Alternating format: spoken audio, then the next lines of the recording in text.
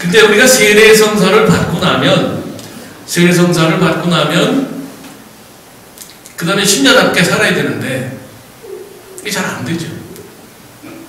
신앙이 자라날 때 자라지 못하고 뒷걸음치고 자꾸 잊어버리고 냉담할 수도 있단 말이죠. 그래서 신앙이 자라나도록 돕는 성사가 바로 견진성사라고 했습니다. 견진성사는 세례성사와 아주 밀접히 연결이 되어 있어요. 말하자면 세례성사의 은혜를 갱신하는 거다, 새롭게 하는 거다, 이렇게 생각하시면 돼요. 역사적인 어떤 그 유래가 있습니다.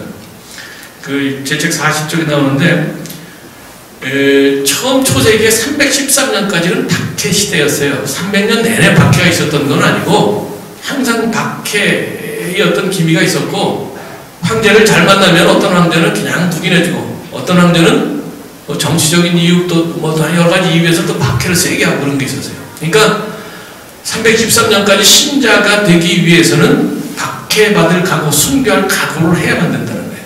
그러니까 세례 교육이 굉장히 엄격했습니다.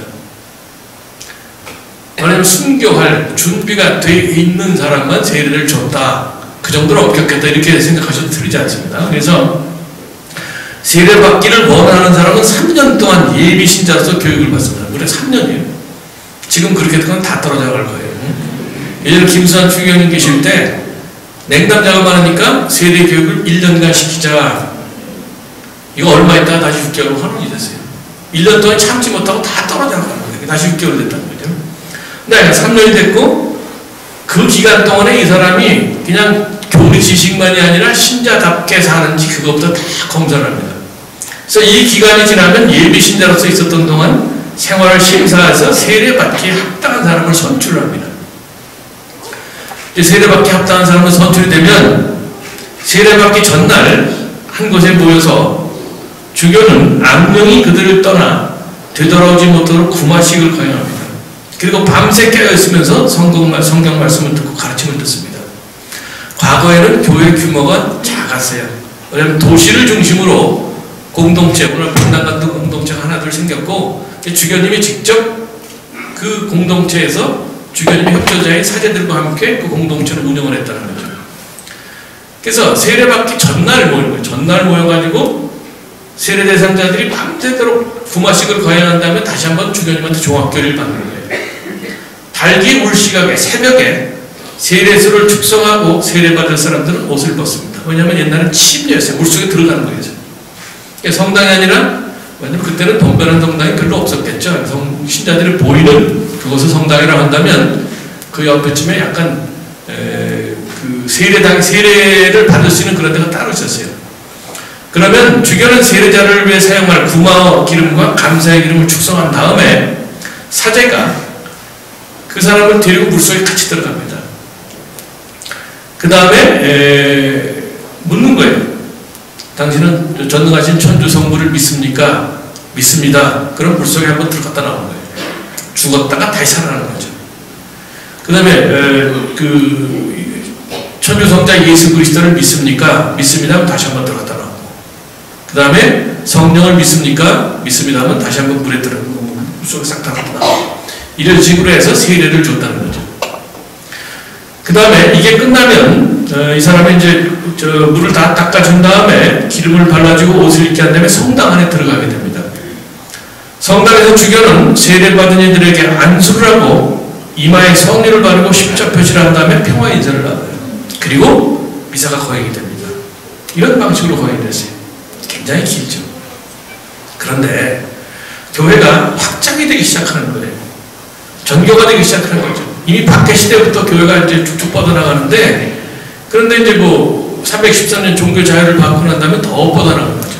주로 도시를 중심으로 공동체가 이렇게 형성이 됐었는데, 이제는 시골에도 공동체가 형성이 되니까 주교님이 당신의 협조자인 사제를 파견해서 그 공동체를 돌보게 하는 거예요. 그러니까 거기서도 독자적으로 세례식이 거행이 되는 거죠. 유아 세례도 주고 성인 세례도 주고.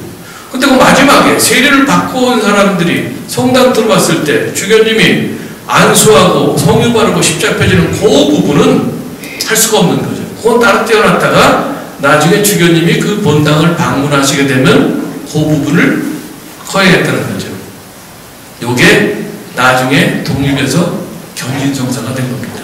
그러니까 세례와 견진성사는 이란성 쌍둥이처럼 함께 있다가 나중에 분리가 됐다. 이런 식으로 생각하시면 된다는 것이죠. 어떤 분들은 세례 때 받은 그 본명이 마음에 안 드니까 세례명이 견진 때 바꾸려고 해요. 사실은 바꾸지 않는 게 좋습니다. 분들은 너무 가려요. 세례명 하면서 그분이 뭐 어떤 분이냐. 근데 성인들 보면 다 고생하는 분들이에요.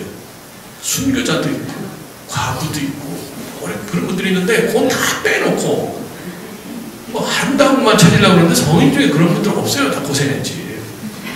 그래서 여자의 뭐 과부인 성이라지만 얘가 또 과부 되는 거 아닌가.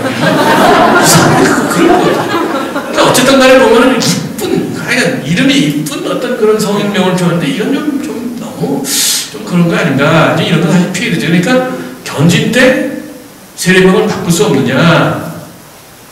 바꿀 수는 있어요. 그러나 그거는 바꾸지 말라는 거죠. 성인들 다 훌륭한 건데 그 성인의 덕을 그 모범을 따르려고 하는 게 더 맞는 거지 그건 아니지 않느냐. 그래서 한국천주교에서는 2015년 주교회의 봄정기총회 결정에 따라서 그 사목적 혼란을 피하기 위해서 세례명을 변경하는 것을 원칙적으로 금했습니다. 저는 원하면 자기 본래 세례명에 다른 성인 한 분 더 모시면 되는 거예요. 그러니까 그럼 되는 거지 꼭 그걸 바꾸려고 할 필요 없다는 거예요.